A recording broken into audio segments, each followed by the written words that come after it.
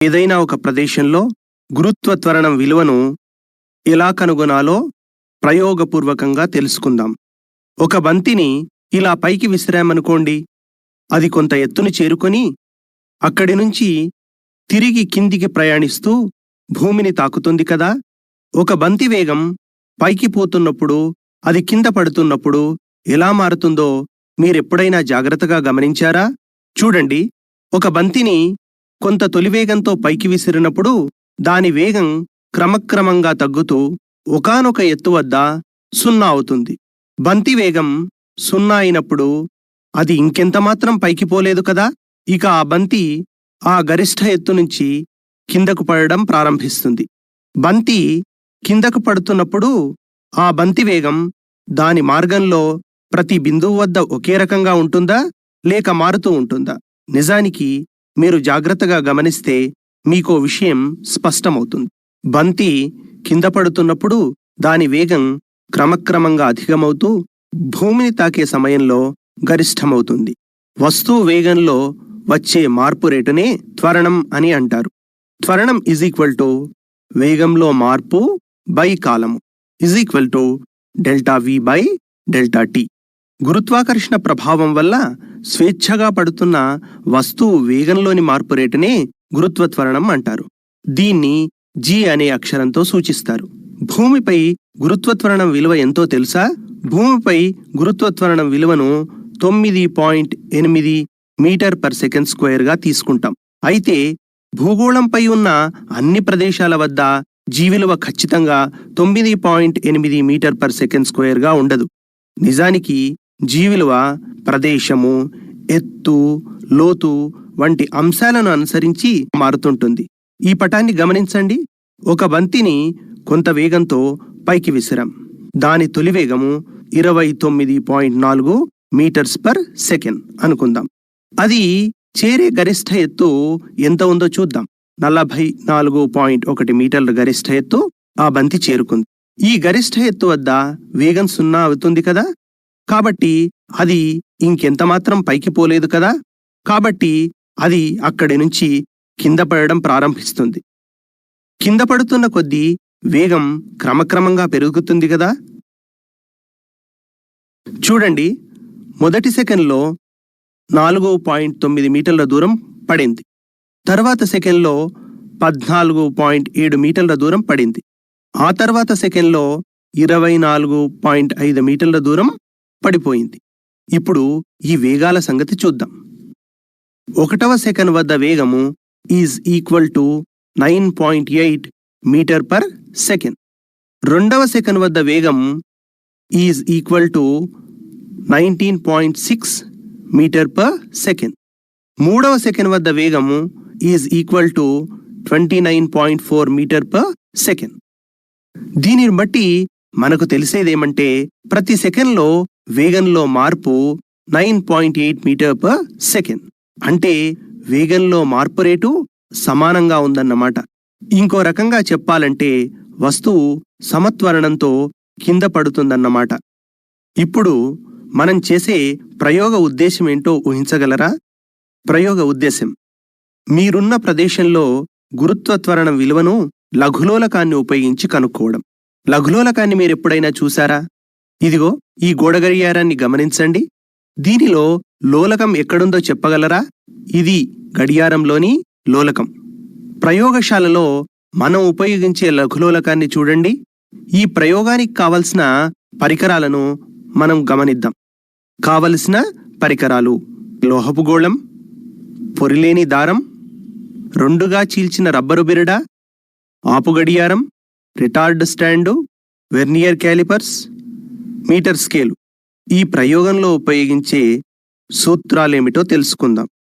మొదటి సూత్రం: లఘులోలకం యొక్క డోలనావర్తన కాలానికి సమీకరణం. డోలనావర్తన కాలం T = 2π√L/G. Therefore, T² = 4π²L/G implies G = 4π²L/T². అంటే గురుత్వ త్వరణం విలువను లెక్కించాలంటే లఘులోలకం పొడవు Lను డోలనావర్తన కాలం టీలను లెక్కించాలని ఈ సమీకరణం వల్ల మనకు తెలుస్తుంది. రెండో సూత్రం, కొలతలోని దోష శాతం ఈజ్ ఈక్వల్ టు గురుత్వ త్వరణం నిజ విలువ మరియు దాని ప్రాయోగిక విలువల్లో భేదము ఇంటూ 100 బై గురుత్వ త్వరణము నిజ విలువ. మనం ఇప్పుడు ఒక లఘులోలకాన్ని నిర్మిద్దాం. సుమారు 1.5 మీటర్ల పొడవున్న ఒక పురిలేని దారాన్ని తీసుకుందాం. దానికి ఒక చివరన లోహపు గోళాన్ని కడదాం. ఈ దారం రెండవ చివరను రెండుగా చీల్చిన రబ్బరు బిరడా యొక్క చీలిక గుండా పంపిద్దాం. ఇప్పుడు ఈ రబ్బరు బిరడాను రిటార్డ్ స్టాండ్ క్లిప్పుల మధ్య బిగిద్దాం. ఈ మొత్తం అమరికని లఘులోలకం అని అంటారు. ఇప్పుడు ఒక లఘులోలకం ద్వారా మనం ఉన్న ప్రదేశంలో గురుత్వ త్వరణం విలువని ఎలా కనుక్కోవాలో ప్రయోగం చేసి చూద్దాం. ప్రయోగ పద్ధతి. ఈ ప్రయోగం చేయడంలో 2 ప్రధానమైన దశలు ఉన్నాయి. అవి 1 లఘులోలకం పొడవును గణించడము, 2 లోలకం యొక్క వివిధ పొడవుల వద్ద దాని డోలనావర్తన కాలాన్ని గణించడం. ఇప్పుడు లోలకం పొడవు ఎల్ను ఎలా గణించాలో తెలుసుకుందాం. ఈ యానిమేషన్ను గమనించండి. ఇది లోలకం అవలంబన బిందువు లేదా ఆధార బిందువు. దీనిని ఎస్ అనే అక్షరంతో సూచిస్తాం. ఇది గోళ కేంద్రం. దీనిని ఓ అనే అక్షరంతో సూచిస్తాం. ఇది గోళం అడుగు భాగం. దీనిని డి అనుకుందాం. ఇది గోళం యొక్క కొక్కెం. దీనిని సితో సూచిద్దాం. ఇప్పుడు ఎస్సి, ఎస్డి, ఎస్ఓ ఈ దూరాల్లో ఏది లోలకం పొడవును సూచిస్తుందో చెప్పగలరా? లోలకం ఆధార బిందువు నుంచి లోలక గోళ కేంద్రం వరకు ఉన్న దూరాన్ని లోలకం పొడవు అని అంటారు. కాబట్టి ఎస్ఓ లోలకం పొడవును సూచిస్తుంది. లోలకం ఆధార బిందువు నుండి దాని అడుగు భాగం వరకు గల దూరాన్ని ఏగాను, గోళ వ్యాసార్థాన్ని ఆర్గాను, లోలకం పొడవును ఎల్గాను తీసుకుందాం. ఇప్పుడు లోలకం పొడవు ఎల్ ఇజ్ ఈక్వల్ టు లోలకం ఆధార బిందువు నుంచి దాని అడుగు భాగం వరకు గల దూరం ఎస్డి మైనస్ లోలక గోళ వ్యాసార్థం ఓడి. Therefore L is equal to a minus R. అంటే ఆధార బిందువు నుంచి గోళం అడుగు భాగం వరకు ఉన్న దూరంలోంచి గోళ వ్యాసార్థం విలువను తీసేస్తే లోలకం పొడవు తెలుస్తుందన్నమాట.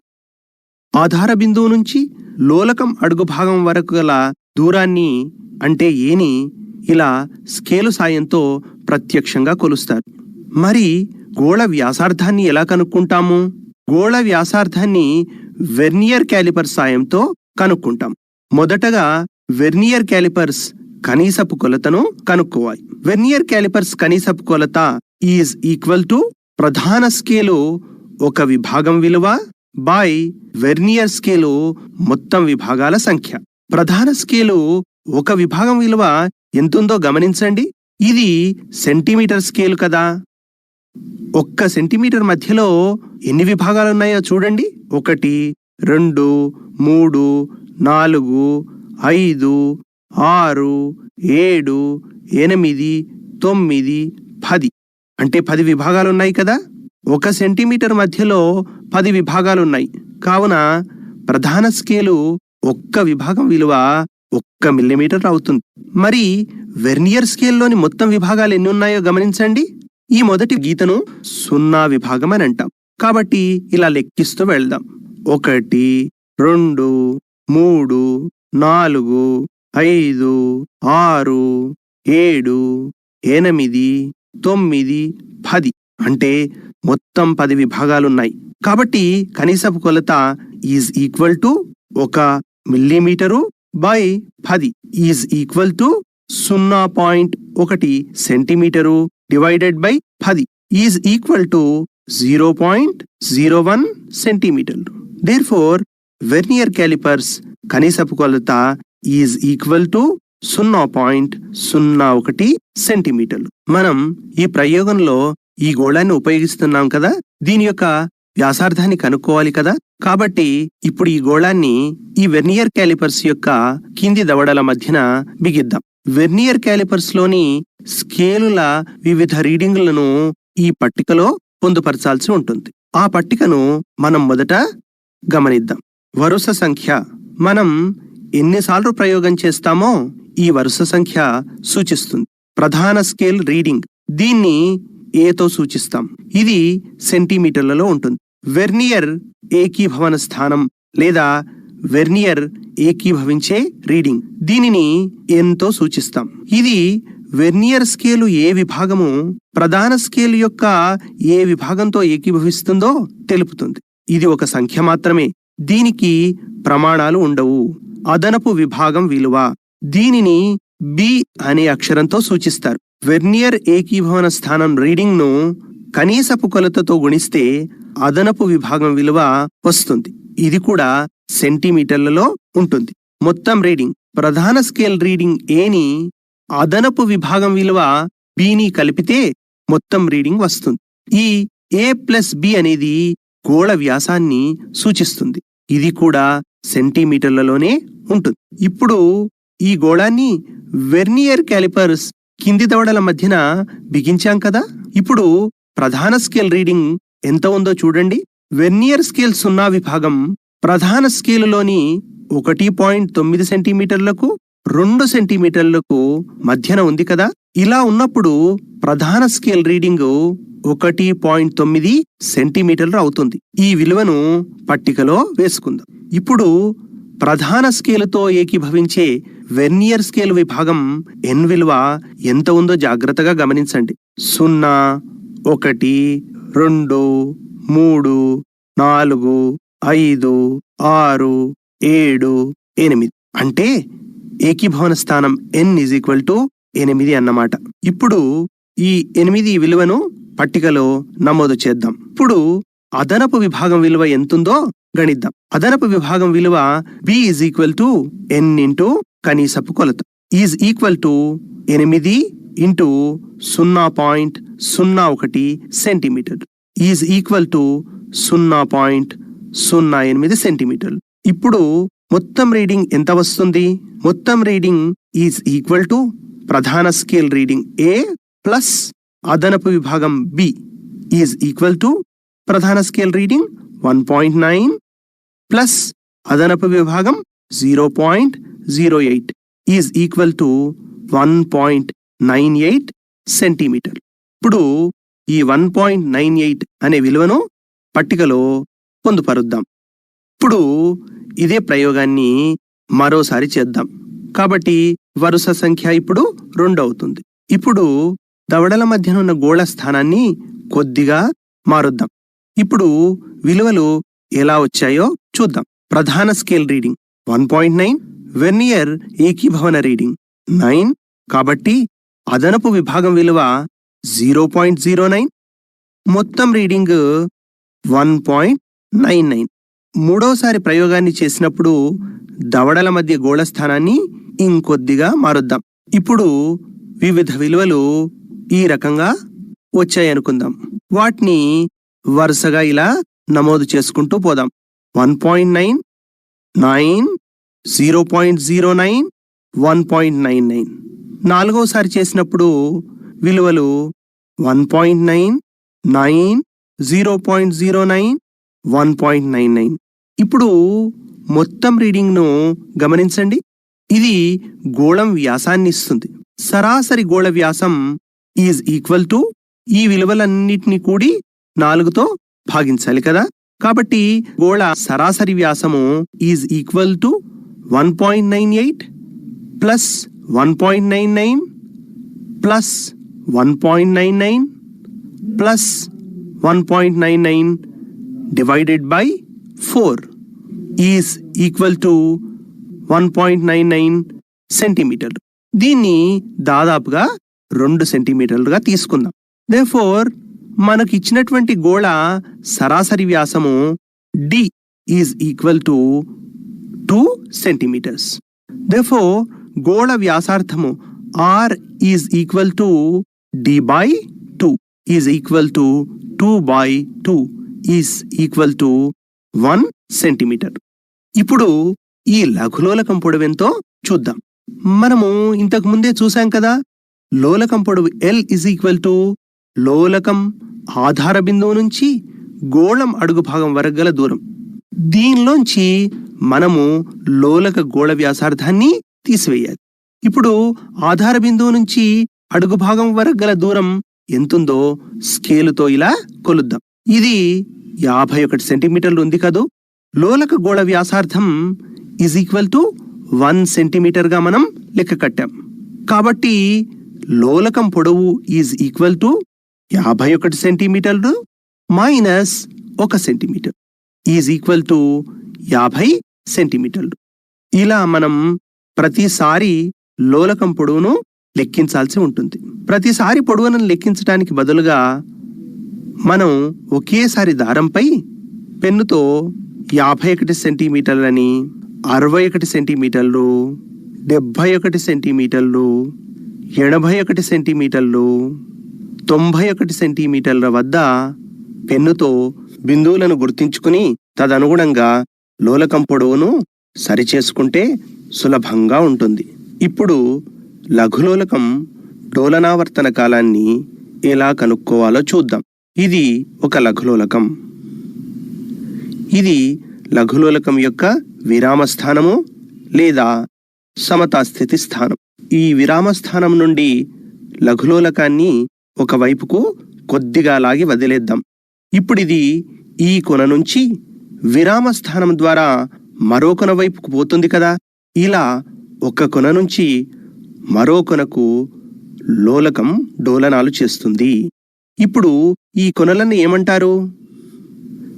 ఈ కొనలను అంత్యస్థానాలు అని అంటాము. లోలకం ఒక డోలనం చేయటానికి పట్టే కాలాన్నే డోలనావర్తన కాలము అని అంటారు. ఒక డోలనం అంటే ఏమిటో చూద్దాం. డోలనాల్ని లెక్కించడానికి ప్రధానంగా 2 పద్ధతులను అనుసరిస్తాం. మొదటి పద్ధతి చూద్దాం. విరామ స్థితిలో ఉన్న ఈ లోలకాన్ని ఒక పక్కకు లాగి వదిలేద్దాం. ఇప్పుడిది డోలనాలు చేయడం ఆరంభించింది కదా. డోలనాలు ఏకరీతిగా సాకేందుకు వీలుగా మొదటి 3 లేదా 4 డోలనాల్ని వదిలేద్దాం. ఇప్పుడు ఈ అంత్యస్థానం దగ్గర లోలక గోళం ఉన్నప్పుడు స్టాప్ క్లాక్ను ఆన్ చేద్దాం. గోళం విరామ స్థానాన్ని దాటి మరో అంత్యస్థానం వద్దకు వెళ్ళి మళ్ళీ విరామస్థానాన్ని దాటి తిరిగి అదే అంత్యస్థానం దగ్గరకు వచ్చినప్పుడు స్టాప్ క్లాక్ను ఆఫ్ చేద్దాం.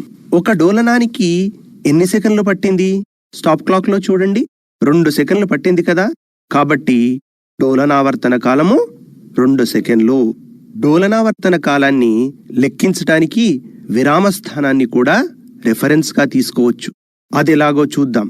దీన్ని 2వ పద్ధతిగా చెప్పుకుంటాం. ఈ 2వ పద్ధతిలో కూడా డోలనావర్తన కాలాన్ని లెక్కించవచ్చు. ఇది లోలకం. ఇప్పుడిది విరామ స్థితిలో ఉంది. ఈ విరామస్థానంతో ఏకీభవించేటట్లు సరిగ్గా దానికి ఎదురుగా ఈ లోలకాన్ని ఉంచినటువంటి టేబుల్పై నిలువుగా ఒక గీతను చాక్పీస్తో గాని స్కెచ్ పెన్తో గాని గీద్దాం. ఇప్పుడు లఘులోలకాన్ని ఒక పక్కకు లాగి వదిలేద్దాం. డోలనాలు ఏకరీతిగా ఉండేందుకు వీలుగా మొదటి 3 డోలనాల్ని వదిలేద్దాం.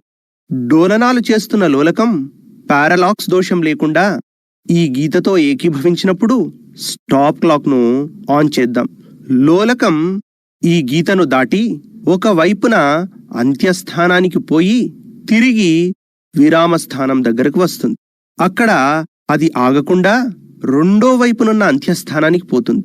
తిరిగి అక్కడి నుంచి విరామస్థానం వైపు వస్తుంది. ఇలా వస్తూ విరామస్థానానికి సరిగ్గా ఎదురుగా మనం పెట్టుకున్న గీతతో ఏకీభవించినప్పుడు స్టాప్ క్లాక్ను ఆఫ్ చేద్దాం. ఇప్పుడు ఒక డోలనం పూర్తి అయిందన్నమాట. విరామస్థానాన్ని రెఫరెన్స్గా తీసుకున్నప్పుడు ఇంతకు ముందు చెప్పినట్టుగా ఒక డోలనాన్ని ఎలా గణించాలో ఈ పటం సూచిస్తుంది. ఒక ముఖ్య విషయం, డోలనాలను లెక్క పెట్టేటప్పుడు మీ కన్ను, లోలకం, గీత ఒకే ఎత్తులో ఒకే సరళ రేఖలో ఉండేటట్లుగా చూసుకోవాలి. సరే, ఇప్పుడు ఒక డోలనానికి ఎన్ని సెకండ్లు పట్టిందో స్టాప్ క్లాక్లో గమనిద్దాం. ఎన్ని సెకండ్లు పట్టింది? 2 సెకండ్లు కదా. కాబట్టి డోలనావర్తన కాలం 2 సెకండ్లు. చూడండి, రెండు పద్ధతుల్లోనూ డోలనావర్తన కాలం సమానంగానే వస్తుంది.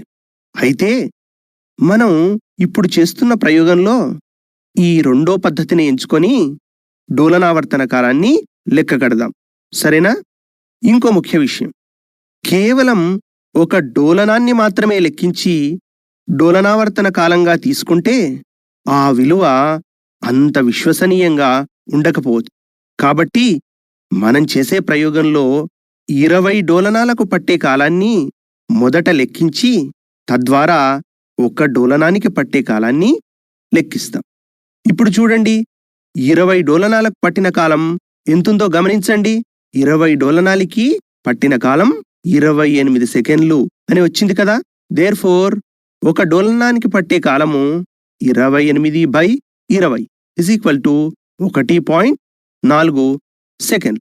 ఇప్పుడు ఈ డోలనావర్తన కాలం కనుగొనేటప్పుడు పాటించాల్సిన కొన్ని ముఖ్యమైన జాగ్రత్తలను గమనిద్దాం. జాగ్రత్తలు: 1. లఘులోలకం కంపన పరిమితి చాలా తక్కువగా ఉండాలి. అంటే లోలకం కోణీయ కంపన పరిమితి 5 డిగ్రీలకు మించి ఉండకూడదు. 2. డోలనాలు ఒకే తలంలో ఉండాలి. 3. డోలనాలు చేసేటప్పుడు గోళం మెలికలు తిరగకూడదు. 4. చీల్చిన బెండుముక్కల అడుగు భాగాలు ఒకే సమతలంలో ఉండాలి. ఇలా ఎగుడు దిగుడుగా ఉండకూడదు. డోలనావర్తన కాలాన్ని కనుగొని తద్వారా గురుత్వత్వరణం కనుక్కోవడానికి మనం వినియోగించే పరిశీలనల పట్టికను ఒకసారి గమనించండి. ఈ పట్టిక మీద గోళక వ్యాసార్థము r = 1 సెంటీమీటర్ అని రాసుకుందాం. గోళక వ్యాసార్థాన్ని ఇంతకు ముందే మనము వెర్నియర్ కాలిపర్ సహాయంతో కనుక్కున్నాం కదా. ఇప్పుడు ఈ పట్టికలో ఉండే అంశాలను ఒకసారి జాగ్రత్తగా చూద్దాం. వరుస సంఖ్య: ఆధార బిందువు నుంచి లోలకం అడుగు భాగం వరకు గల దూరము a సెంటీమీటర్లు. లోలకం పొడవు L a - r. 20 డోలనాలకు పట్టే కాలం t. దీన్ని ఒకటోసారి చేయాలి. మళ్ళీ 20 డోలనాలకు పట్టే కాలాన్ని రెండవసారి కూడా తీసుకోవాలి. కాబట్టి ఈ పట్టికలో రెండవసారి అనేది వస్తుంది. ఇప్పుడు మొదటిసారి తీసుకున్న వాటికి రెండవసారి తీసుకున్న వాటికి సరాసరి తీసుకోవాలి. కాబట్టి సరాసరి అనే కాలం కూడా ఈ పట్టికలో ఉంటుంది. డోలనావర్తన కాలం T తో సూచిస్తాం. డోలనావర్తన కాలం అంటే ఏమిటి? ఒక డోలనానికి పట్టే కాలం. ఈ డోలనావర్తన కాలాన్ని T అనే అక్షరంతో సూచిద్దాం. T అప్పుడేమవుతుంది? T = t/20. డోలనావర్తన కాల వర్గం కాబట్టి అది t². ఇప్పుడు చివర కాలంలో మనం తీసుకోవాల్సిన అంశం ఏమంటే లోలకం పొడవు బై డోలనావర్తన కాల వర్గం అంటే L/t². ఇప్పుడు ఈ L/t² స్థిర రాశిగా ఉంటుంది. అది మనం ప్రయోగం చేసిన తర్వాత స్థిర రాశిగా ఉందో లేదో మనం గమనిద్దాం. ఇప్పుడు లోలకం యొక్క వివిధ పొడవుల వద్ద డోలనావర్తన కాలం ఎలా ఉంటుందో చూసే ప్రయోగం చేద్దాం. ఇప్పుడు ఈ లోలకం యొక్క ఆధార బిందువు నుంచి లోలకం అడుగు భాగం వరకు గల దూరం 51 సెంటీమీటర్లుగా తీసుకున్నాం. ఈ 51 సెంటీమీటర్లలోంచి లోలక వ్యాసార్థం విలువ 1 సెంటీమీటర్ తీసేస్తే లోలకం పొడవు తెలుస్తుంది కదా. దేర్ఫోర్ లోలకం పొడవు = 51 - 1 50 సెంటీమీటర్లు. ఇప్పుడు లోలకాన్ని ఒక పక్కకు లాగి వదిలేద్దాం. డోలనాలు ఏకరీతిగా ఉండేందుకు వీలుగా మొదటి 3 డోలనాలను పరిగణించకుండా వదిలేద్దాం. రిటార్డ్ స్టాండ్ను ఉంచిన బల్లపై మనం గీసిన గీతను రెఫరెన్స్గా తీసుకొని ఇంతకు ముందు వివరించినట్లు డోలనాలను 1, 2, 3 అనుకుంటూ లెక్కిస్తాం. ఇంతకు ముందు వివరించినట్లుగా 20 డోలనాలకు పట్టే కాలాన్ని స్టాప్ క్లాక్ సాయంతో కనుక్కుంటాం. 20 డోలనాలకి ఎంత సమయం పట్టింది? 29 సెకండ్లు కదా. ఇప్పుడు దీనిని పట్టికలో వేద్దాం. అదే పొడవుకు 20 డోలనాలకు పట్టే కాలాన్ని మరోసారి లెక్కిద్దాం. ఇప్పుడు 28 సెకండ్లు వచ్చింది కదూ. ఇప్పుడు వీటి సరాసరిని లెక్కగడతాం. అంటే 29 plus 28/2 is equal to 57/2 is equal to 28.5 సెకండ్లు. ఇప్పుడు ఈ విలువలన్నిటినీ పట్టికలో వేద్దాం. ఇంకా ఈ మిగతా విలువలన్నీ ఆటోమేటిక్గా గణనలతో తెలుస్తాయి. డోలనావర్తన కాలం is equal to capital T is equal to small t by 20 is equal to 28.5 seconds by 20 is equal to 1.42 seconds. డోలనావర్తన కాల వర్గం is equal to t square is equal to 1.42 into 1.42 is equal to 2.01 second square. లోలకం పొడవు by డోలనావర్తన కాల వర్గం is equal to L by t square is equal to 50/2.01 is equal to 24.87. ఇప్పుడు లోలక గోళం పొడవును 60 సెంటీమీటర్లుగా మార్చుకుందాం. డోలనావర్తన కాలం ఎంత ఉంటుందో లెక్కగడదాం. మనం తీసుకున్న గోళ వ్యాసార్థం 1 సెంటీమీటర్ కనుక ఆధార బిందువు నుంచి గోళం అడుగు భాగం వరకు గల దూరాన్ని 61 సెంటీమీటర్లుగా తీసుకుంటే లోలకం పొడవు 60 సెంటీమీటర్లు అని వస్తుంది. ఇప్పుడు ఈ లోలకం పొడవు 60 సెంటీమీటర్లు ఉన్నప్పుడు మనం డోలనావర్తన కాలాన్ని లెక్కించాలి కదా. ఇంతకు ముందు విధంగానే లోలకాన్ని ఒక పక్కకు లాగి వదిలేద్దాం. 3 డోలనాలను పరిగణలోకి తీసుకోకుండా వదిలేద్దాం. ఇప్పుడు విరామ స్థానాన్ని రెఫరెన్స్గా తీసుకొని 20 డోలనాలకు పట్టే కాలాన్ని లెక్కిద్దాం. 20 డోలనాలకు పట్టే కాలం స్టాప్ క్లాక్లో ఎంత వచ్చిందో గమనించండి. 32 సెకండ్లు కదా. ఈ విలువను పట్టికలో వేద్దాం. రెండవసారి ఇలాగే చేసి చూద్దాం. ఇప్పుడు 20 డోలనాలకు పట్టిన కాలం ఎంత వచ్చిందో మళ్ళీ ఓసారి స్టాప్ క్లాక్లో గమనించండి. ఇప్పుడేమో 31 సెకండ్లు వచ్చింది కదా. దీన్ని కూడా పట్టికలో నమోదు చేద్దాం. ఇప్పుడు ఈ రెండింటి సరాసరి ఎంతుందో చూద్దాం. 32 ప్లస్ 31/2 ఈజ్ ఈక్వల్ టు 31.5. డోలనావర్తన కాలం ఎంత వస్తుంది? 1.57. డోలనావర్తన కాల వర్గం t స్క్వేర్ ఎంత వస్తుంది మనకి? 2.46. L బై t స్క్వేర్ విలువ ఎంత వచ్చింది? 24.39 అని తెలుస్తుంది. ఇప్పుడు లోలకం పొడవు 70 సెంటీమీటర్లు, 80 సెంటీమీటర్లు, 90 సెంటీమీటర్లు ఉన్నప్పుడు ఇంతకు ముందు చేసిన విధంగానే డోలనావర్తన కాలాన్ని లెక్కించి ఈ పొడవులకు కూడా L బై t స్క్వేర్ విలువను కనుక్కుంటాం. వచ్చిన విలువలను ఇలా పట్టికలో నమోదు చేద్దాం. ప్రయోగ పరిశీలనలన్నిటినీ నమోదు చేసుకున్న తర్వాత ఈ పట్టిక ఇలా కనిపిస్తుంది. ఇప్పుడు ఈ పట్టికను ఒకసారి జాగ్రత్తగా గమనించండి. ఈ చివరి కాలంలో ఉన్న L బై t స్క్వేర్ విలువను ఒక్కసారి గమనించండి. ఈ విలువలన్నీ దాదాపు స్థిరంగా ఉన్నాయి కదా. అంటే లోలకం పొడవు ఎంత ఉన్నప్పటికీ L బై t స్క్వేర్ విలువ స్థిరంగా ఉంటుంది అనే విషయం మనకు తెలుస్తుంది. ఇప్పుడు ఈ సరాసరి L బై t స్క్వేర్ విలువను కనుక్కుందాం.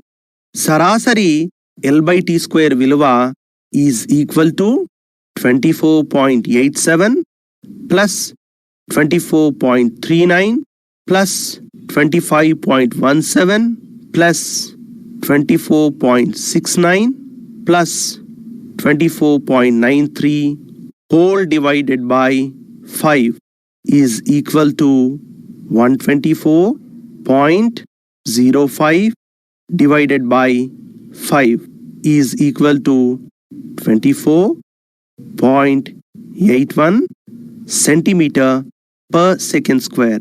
Therefore, sarasari L by t square viluva is equal to 24.81 centimetre per second square. గురుత్వ త్వరణం విలువను మనం కనుక్కోవాలంటే సూత్రాన్ని ఇంతకు ముందే తెలుసుకున్నాం కదా, అదేమిటో మరొక్కసారి చూద్దాం.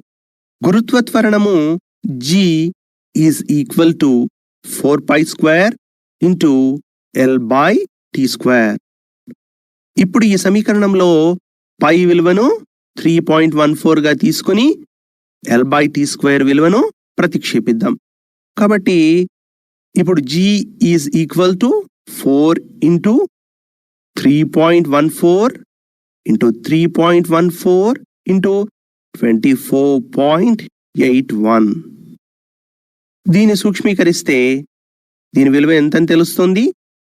దేర్ఫోర్ గురుత్వ త్వరణము G విలువ is equal to 978.5 centimetre per second square.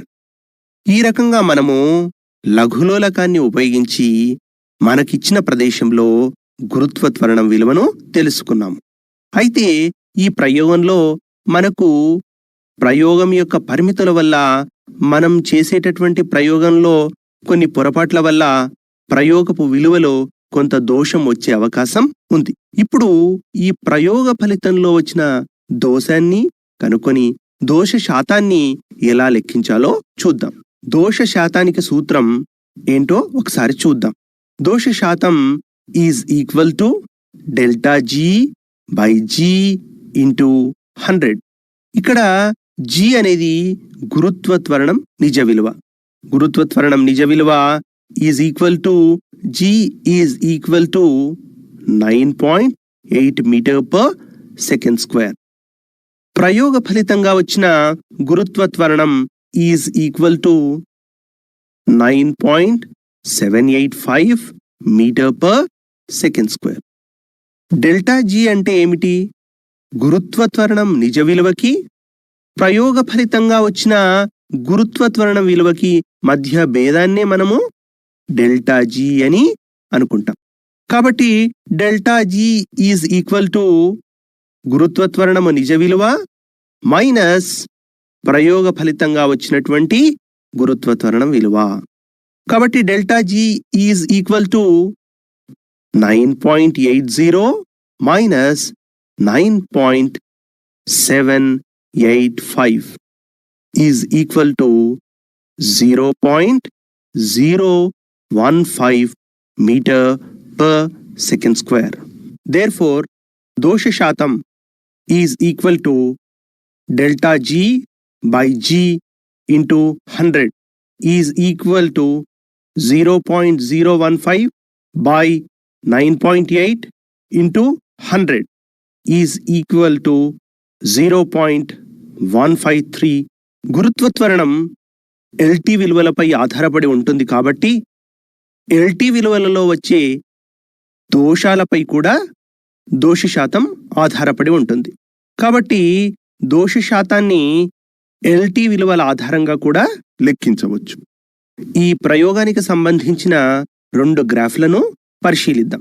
అవి ఒకటి లోలకంపుడు Lకి డోలనావర్తన కాలం Tకి మధ్య గీసే గ్రాఫ్, దీన్ని L వర్సెస్ T గ్రాఫ్ అని అందాం. 2 లోలకంపుడు Lకి డోలనావర్తన కాలం వర్గం T² మధ్య గీసే గ్రాఫ్, దీనిని సంక్షిప్తంగా L వర్సెస్ T² గ్రాఫ్ అని అందాం. మొదట LT గ్రాఫ్ను గీద్దాం. లోలకంపుడు Lకు డోలనావర్తన కాలం Tకి మధ్య గల పట్టికను గమనిద్దాం. ఇప్పుడు ఈ పట్టికను గమనించండి. లోలకంపుడు డోలనావర్తన కాలానికి విలువలు ఈ పట్టికలో ఉన్నాయి. ఇప్పుడు L విలువలను x అక్షం పైన, T విలువలను y అక్షం పైన తీసుకుందాం. గ్రాఫ్ గీయడం కోసం మనము అనువైన స్కేల్ను ఎంచుకోవాలి. x అక్షంపై scale 1 centimetre is equal to 10 centimetre అనుకుందాం. అప్పుడు x అక్షంపై బిందువుల్ని ఇలా గుర్తిస్తాం: 10, 20, 30, 40, 50, 60, 70, 80, 90.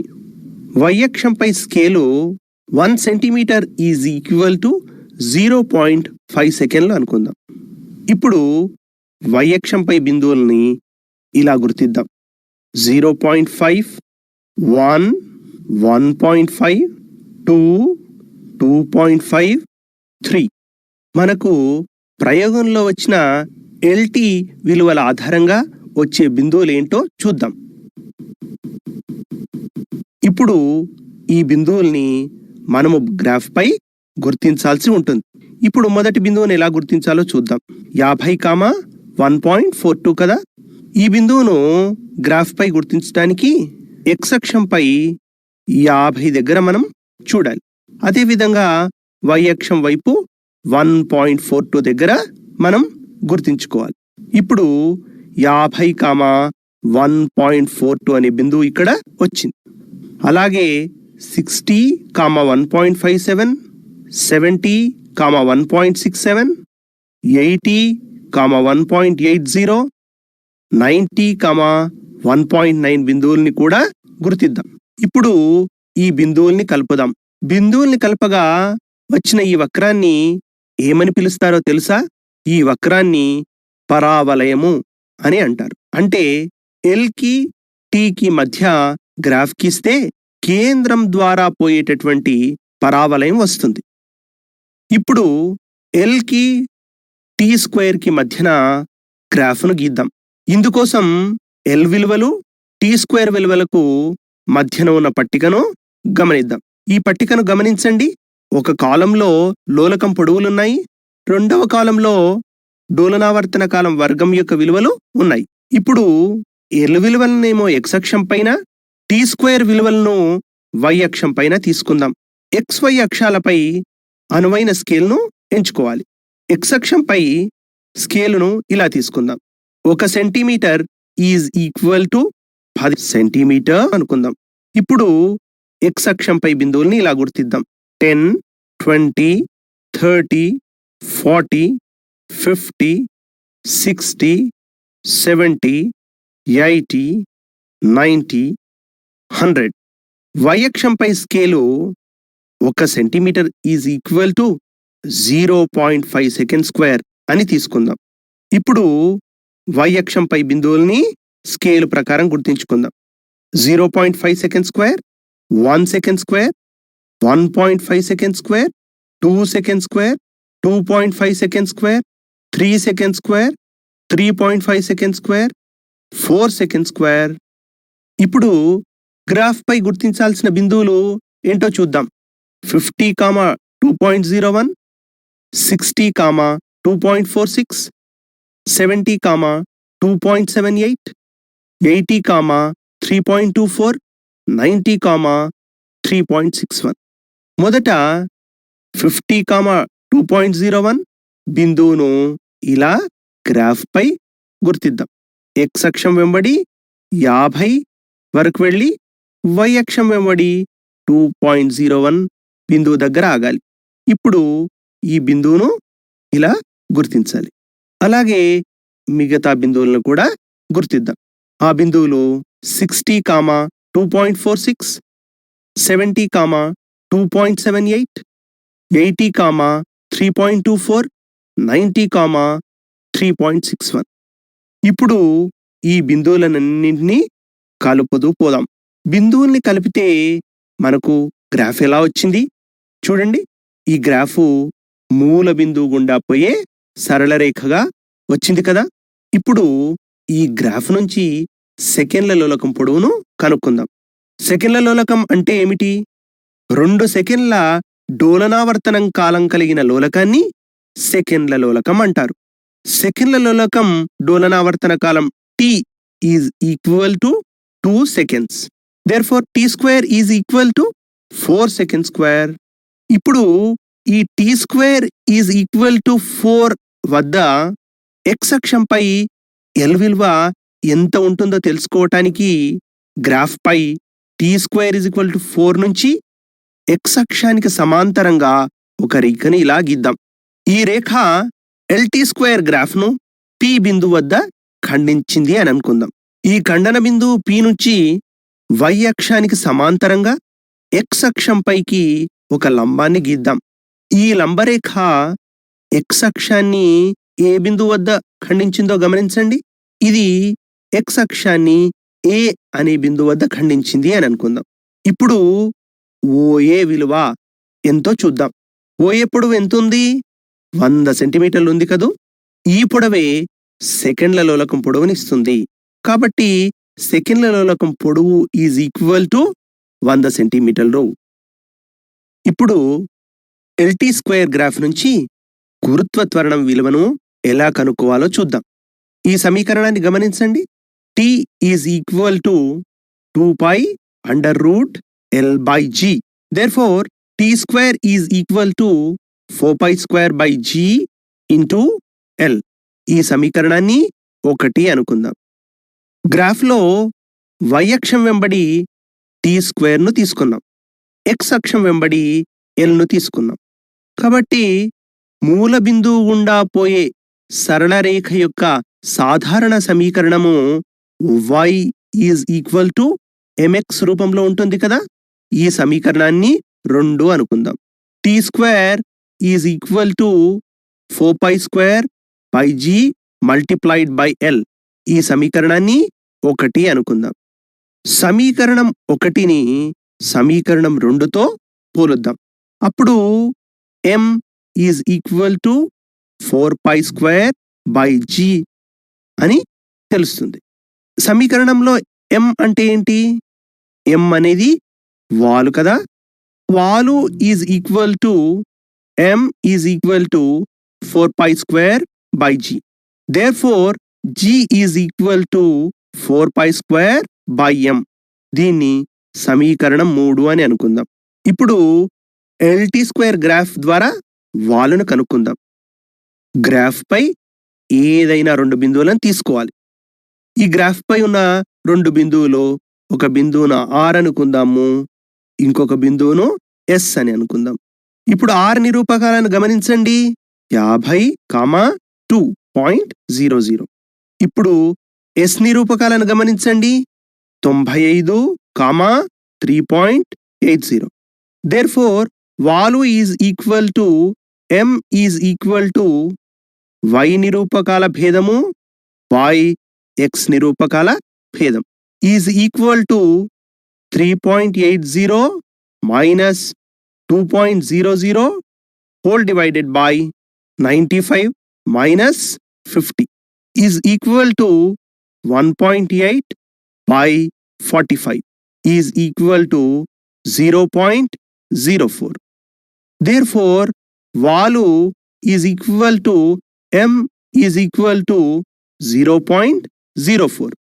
గ్రాఫ్ ద్వారా వచ్చిన ఈ వాలు విలువను సమీకరణం 3లో ప్రతిక్షేపిద్దాం. g is equal to 4π²/0.04 is equal to 100π² is equal to 100 into 3.14 into 3.14 is equal to 985.96 centimetres per second square.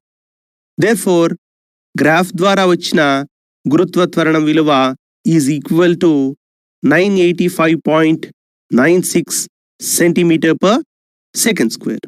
మనం లఘులోలకాన్ని ఉపయోగించి మనం ఉన్న ప్రదేశంలో గురుత్వ త్వరణం విలువ ఎలా కనుక్కోవాలో ప్రయోగపూర్వకంగా తెలుసుకున్నాం.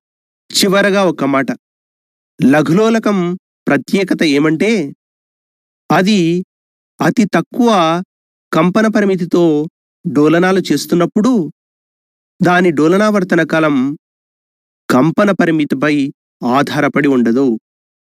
లఘులోలకం డోలనావర్తన కాలానికి సమీకరణం T is equal to 2π√L/g అని తెలుసుకున్నాం కదా.